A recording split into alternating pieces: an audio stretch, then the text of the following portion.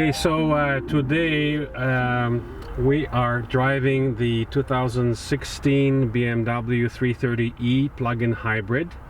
The first samples just arrived in Canada and in Toronto, and thanks to the help of Corey here from Budds BMW in Oakville, we will have a chance to drive it today.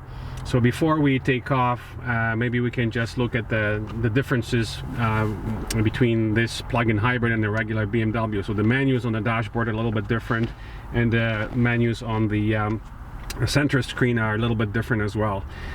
So here basically we have the range showing us 492 kilometers combined electric and gasoline. It tells us that there's 31 kilometers estimated electric EV range. Now the climate is off, so if we turn the climate on, basically it'll go down. It's gone down to 26 kilometers, so it's not a big loss. It's about 20% loss between the climate off and climate on. And also the difference is here at the bottom you have the charge range and the e-power range. So right now we're fully charged.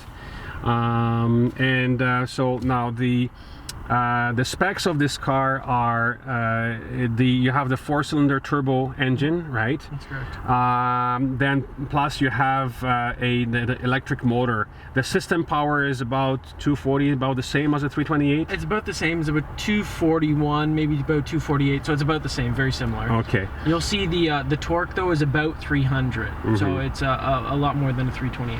Mm-hmm. Okay.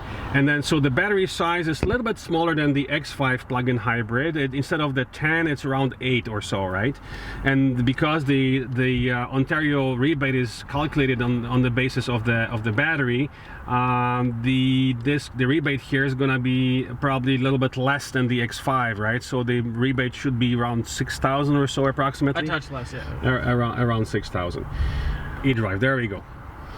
So this menu is definitely, it basically shows the energy flow as we're driving. So that this display is specific to the plug-in hybrid. Okay, I think we're good to go now. So just before we go, also the MSRP for a base vehicle, the base plug-in hybrid, is now at approximately 51,300. That's correct. Minus, of course, the Ontario government rebate. Okay, I think we're set. So for now, we can, because we're going to be driving slower, we can try and leave the climate off, and then later on when we go on the highway we will close the window so we don't get too much noise. And so basically other than that, it's the same as a regular BMW 328e. All the controls here are pretty much the same. You have on the center stack here, you have like any BMW, you have sport mode, the regular mode, but of course in the plug-in hybrid you have the Eco Pro mode, which basically then diminishes the acceleration, just like in the i3. The car will perform a little bit differently in Eco Pro mode. It's basically it's meant to extend your range. So if we try and put it in Eco Pro, our range was a moment ago, actually still shows 31 kilometers, but while you're driving, I'm sure you will be able to stretch your miles, electric miles, more in Eco Pro mode than you would in a normal mode. And then of course you have another button here which is specific for the plug-in hybrid, which is the eDrive button, right? So when we press it, we have 3 modes. You have save. So you save the battery for later time, so it preserves the battery and it uses mostly gasoline. Then you have auto eDrive, where the system chooses according to your driving style and speed and everything else and driving conditions. Yeah. And then you have max eDrive, which is what we want to test today, which is basically should keep us in all electric as much as possible, right?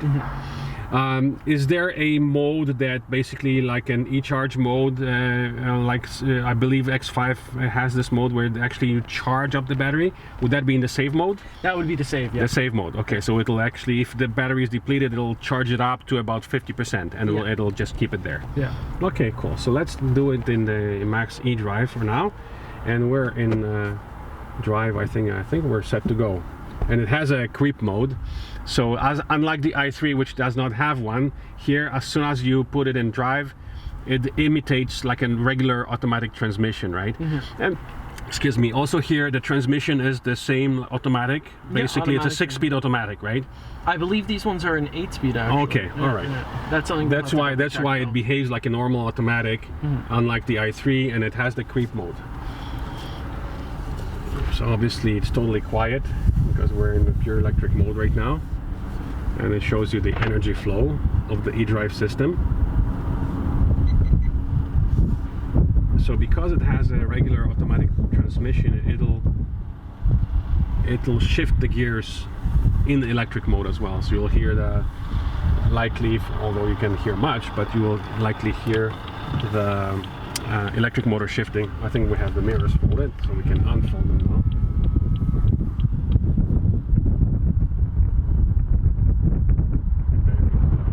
Very quiet. And so you can see that the tachometer is completely at 0. This is another way you can tell that you're in electric mode, because the tachometer stays at 0 because the engine is off. So the tachometer will only move when the gasoline engine kicks in. Yeah, you cannot hear the shifting, but I can feel the shifting down in electric mode, which is kind of funny. When you're used to an i3, for example, or other plug-in hybrids which are CVTs, this one you actually feel. I wonder, this one does not have manual shifting mode, right? It does for the gas. For the gas only, gotcha, okay.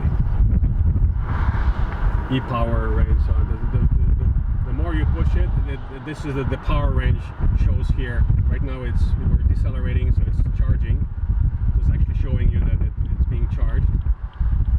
And then when you press it on, the power band will go up. So basically, this power band shows you how hard you're pushing the electric motors.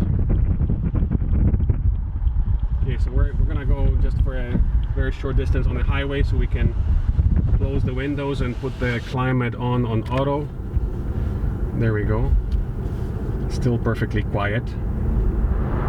Now we're at max e-power, and we're still in all electric. We're at 110, and there's a head-up display, which is standard, or that's part of a package, probably, right? Part of one of the packages. Part of a package, yeah. So we're doing 120. We're still in electric EV mode. With the climate on, of course, at this speed, our estimated range went down to 22 kilometers. So basically, you can keep it on highway speeds in EV mode, no problem. Of course, these cars are meant for city driving, like city speeds, and your range will go, take you much farther. But it's good to know, like for example, some of the other plug-in hybrids we just tested, they are limited to, for example, 60 kilometers an hour and such. So it's good to see that BMW is not speed limited. It's probably, if you were to probably push it harder, it will probably then kick in the gasoline engine for emergency situations. So we'll try and push it a little harder off the red light and see if we can provoke it to kick in its gasoline engine, or if the max eDrive basically stick. I don't know, it still keeps it in full electric. Interesting. So basically max eDrive will keep it in all electric, and you have good enough acceleration, you don't need to do it. But if we want to get a feeling for the hybrid mode, so basically we put it in sport, and then it basically uses both systems, and it will react, right? Yeah, I would take it, if you take it out of the max eDrive, put it into auto, you'll get a better representation of what that will feel like. Okay, so basically take it out of max eDrive, right? Yeah, and we'll put it in auto. This is now in save. Auto eDrive, there we go. Of course, now the engine is on.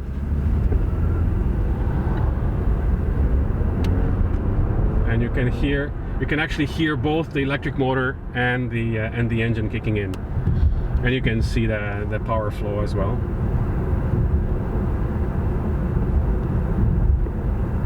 So basically it's still, I can see now that the tachometer, you can barely hear the engine, but you can see that it's operating at the low range. The regen still works as well as soon as you're decelerating, and it'll probably turn off when you come to a full stop. It'll tend to turn off the gasoline engine. Yes. Likely, now right? it won't do that in the sport mode, but in the comfort or the eco it will. Okay. Yeah. Now you can see the powerful torque of the combined system if you need to do it. So let's just try and see. Yeah, definitely behaves differently than a 328. Lots of power. Yeah, lots of power, lots of torque right off the bat. Yeah, the true BMW lovers will really enjoy this version because it has plenty of pep. Very peppy, very sensitive acceleration pedal. And we weren't even in the sport mode, right? So we were, I guess if we put it in sport, now it's ported into drive and then just chassis settings. Okay, somebody's behind us. I wonder if it's using in the sport mode. Is it you're using? It should be using both. You think? It will be using both. Both systems. Yeah. Actually, but even in the previous mode we were in auto eDrive, it was still very peppy as well. So this is great to see. And then so basically because we just test drove the Sonata, which is at MSRP of 44, and this one is at 51, you can see that you can make the step from a Hyundai to a BMW for less than 10 grand. You know, which is amazing. You know, so this is very attractively priced, especially after the government, the recently increased government rebate. And so the lease numbers are not available yet, but they will be soon. And so this particular car, it's available. It's not a demo. It's basically will be available for somebody who wants to buy it from you. It's available to be had. Very limited numbers. The person we met recently from the BMW head office mentioned that the BMW worldwide has underestimated the demand for the plug-in vehicle. So there's very limited numbers of both the X5 plug-in and the 330e plug-in coming to North America. So if you'd like to get one, don't wait too long, because they go fast, and they exist only in very limited numbers for now. Hopefully in the future there will be more. So I think we went through all the menus, and we'll just take some more pictures and so on. So if anyone has any questions regarding this vehicle, Corey at Budds BMW will be happy to show you the car and answer any questions. Thank you very much again, My pleasure. Corey, My pleasure. for letting us drive it. Okay, thanks.